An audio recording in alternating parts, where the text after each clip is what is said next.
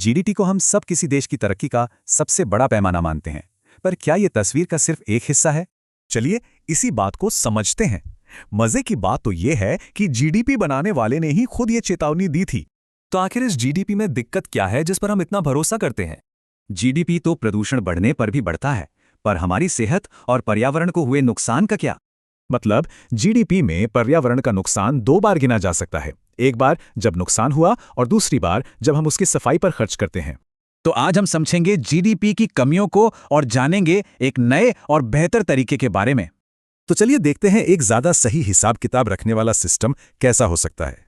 यहीं आता है ग्रीन जीडीपी। इसका मकसद है ऐसी तरक्की को मापना जो लंबे समय तक टिक सके। मतलब सिर्फ कमाई नहीं देखनी है, लागत भी घटानी है। ग्रॉस प्रॉफिट की जगह नेट प्रॉफिट की तरह। सवाल यह है कि क्या असल दुनिया में ऐसा करना मुमकिन है? चलिए एक केस स्टडी देखते हैं। हाँ, भारत का सांख्यिकी मंत्रालय यूएन के फ्रेमवर्क को इस्तेमाल करके ठीक यही काम कर रहा है। और नतीजे काफी दिलचस्प हैं।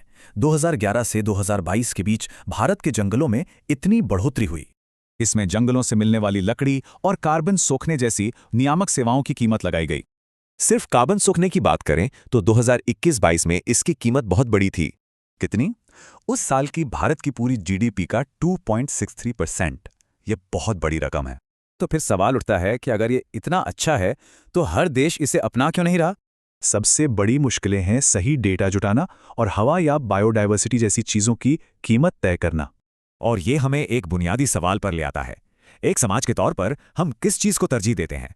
सोचने वाली बात यह है कि कोई भी पैमाना सिर्फ मापता नहीं, हमें एक दिशा भी दिखाता है। तो हमें किस तरह की तरक्की की तरफ बढ़ना चाहिए?